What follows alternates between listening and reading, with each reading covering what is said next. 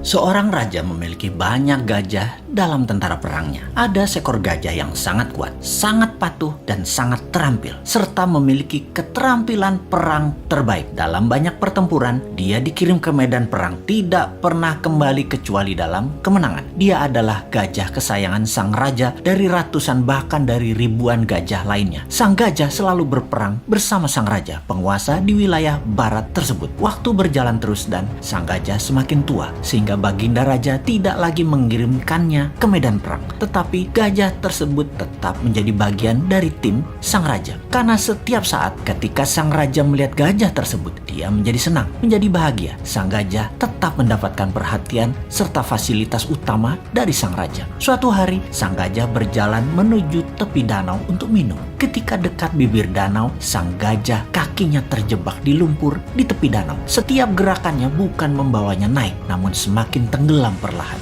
Dia terus berusaha, namun dia tetap tidak bisa mengangkat kakinya dari lumpur. Beberapa orang melihat usaha sang gajah dan tahu bahwa gajah tersebut dalam masalah besar dari nada suara teriakan belalainya. Dan berita ini pun tersebar cepat sampai akhirnya ke telinga sang raja. Semua orang panik karena tahu gajah ini kesayangan raja. Raja pun bergegas ke lokasi. Melihat gajah tadi terus tenggelam perlahan tanpa daya, sang raja memerintahkan semua orang di sekitar membantu mengangkat gajah tersebut. Mereka menggunakan berbagai cara untuk mengangkat gajah tersebut, namun tetap tidak bisa terangkat.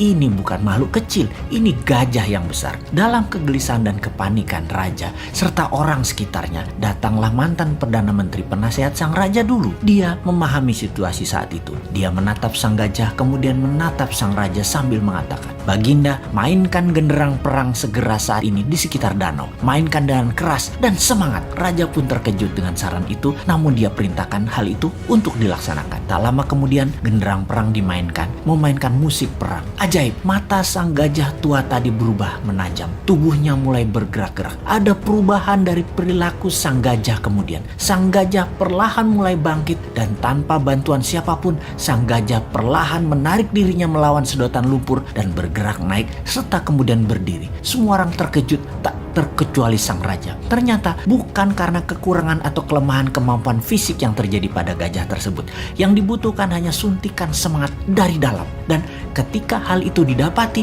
semuanya terselesaikan masalah apapun yang dihadapi. Untuk mempertahankan semangat dalam diri, sangatlah perlu sahabat semua mempertahankan tujuan hidup ke depannya di dalam pikiran bawah sadar kita. Dan jangan pernah ada rasa kalah atau menyerah dalam diri kita. Sahabat, mengapa saya menceritakan hal ini? Di saat pandemi saat ini, di waktu yang berat seperti saat ini, di saat ketidakpastian menghadang di depan, kita semua harus terus menyuntikkan semangat di dalam diri serta orang-orang di sekeliling kita. Pastikan kita semua punya visi dan misi yang jelas, purpose of life, dan semangat yang besar tadi. Pastikan ada genderang perang selalu menyala dalam diri Anda. Kita harus terus bersemangat untuk selalu sehat, makan makanan yang bergizi, selalu bersama orang yang membawa diri kita ke atas, penuh cinta dan penuh tawa. Pastikan kita berhenti menyalahkan keadaan seperti ini. Juga pastikan masalah yang terjadi saat ini yang memperlakukan kita negatif seperti saat ini tidak perlu ditakuti. Banyak hal indah dan besar terjadi di sekeliling kita. Ada solusi atas apapun masalah yang terjadi saat ini. New Mind salah satu solusinya. Dan tak lupa, selalulah bersyukur atas apapun yang kita terima, bersyukur atas apa yang terlepas, dan bersyukur atas apa yang akan kita peroleh.